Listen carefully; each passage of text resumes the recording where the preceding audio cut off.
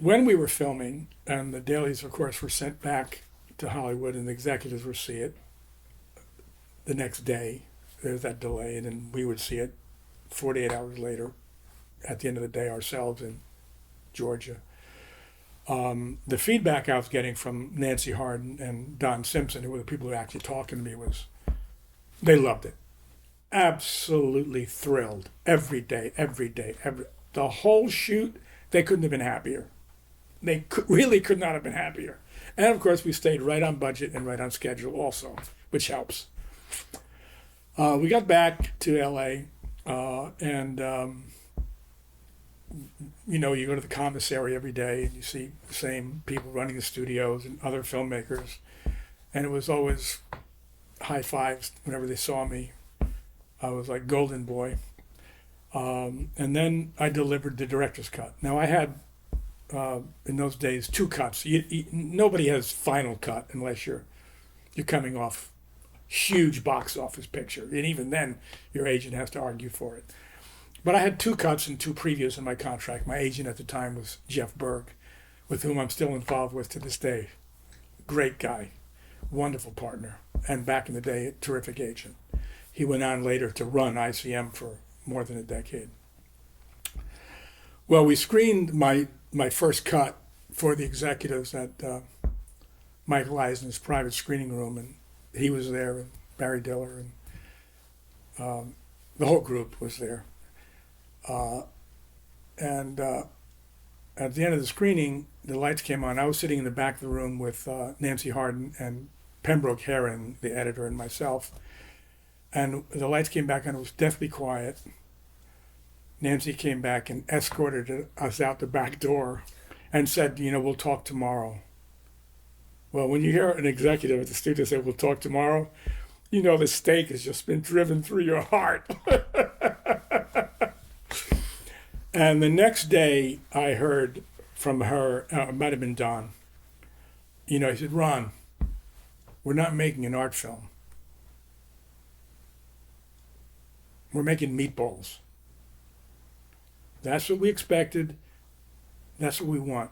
So go back and give us what we want, because we're not going to release this film the way you gave it to us. And I said, Don, you saw every day the dailies. You saw we were filming. What are you talking about? And he said, it's a downer.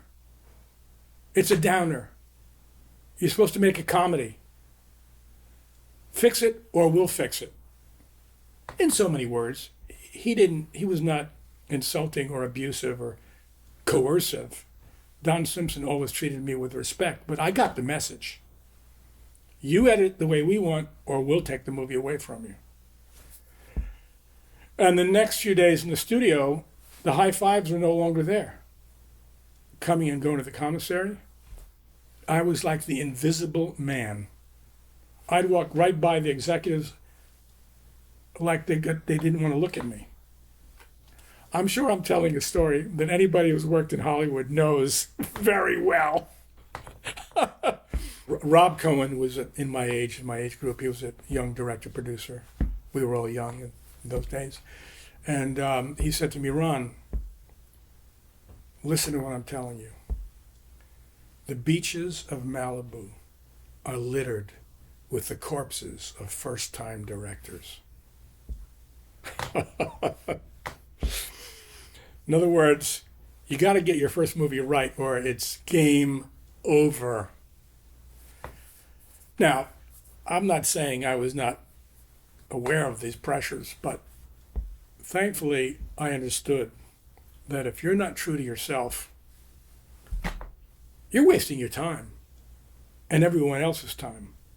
Because all you have at the end of the day is that little voice inside you, that little voice who is the filmmaker. And if you abandon that little voice who is the filmmaker, you're nobody. Forget it. Go into another line of work. Because that's all you're bringing to the party. So I've always understood it's a collaborative medium, of course. I've always understood it's a business, of course. don't need to be reminded of that when people are investing millions of dollars in something. It's a commodity, it's a business, but it's also an art. It's not one or the other. It's both things at the same time. So I decided to stick to my guns. I adapted some things. I made some changes. Don looked at it again, not the whole group again, but Don looked at it again in the big screening room at Paramount, and he goes, you're not there yet. There's just too much time in, with Christy feeling sad and everything. So I knew that they were about to recut the film and basically gut it, take the heart and soul out of it, just leave the kind of slapstick, funny parts. But I had 2 cuts and 2 public previews in my contract. So I got it to the point where I wasn't going to make any more cuts.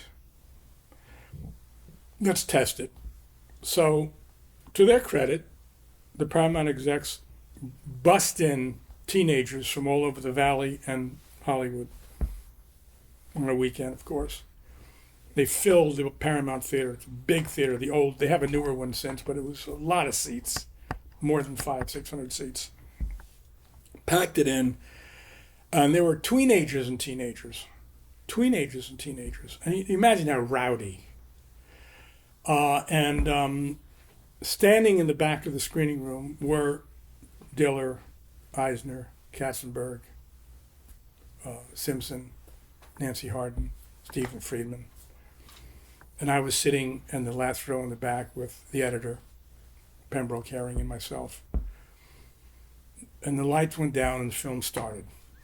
From almost the first frame, when Chris McNichol steps in front of the blanket smoking a cigarette. They both ate smoking, can you imagine? We had that audience in the palm of our hands. And they started laughing. And if anything, what Pembroke and I were making notes for ourselves, we have to open it up a little bit.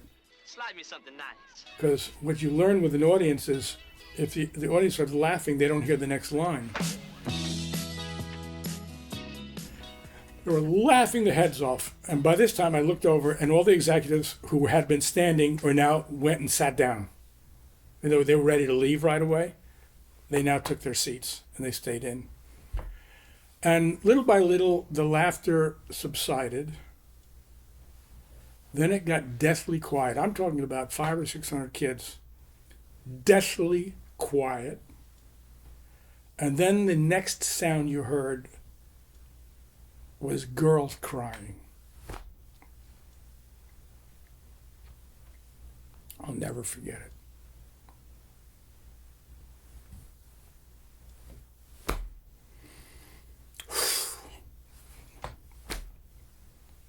Just came back to me. Excuse me. And until the film ended, you could hear a pin drop. And the next day, the studio booked it into thousands of theaters.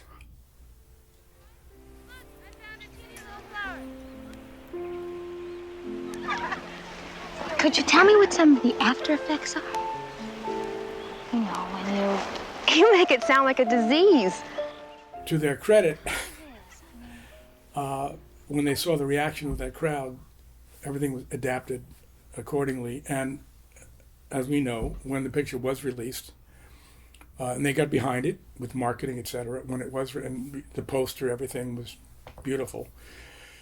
Picture opened at #1. My first Hollywood picture was #1 grossing picture.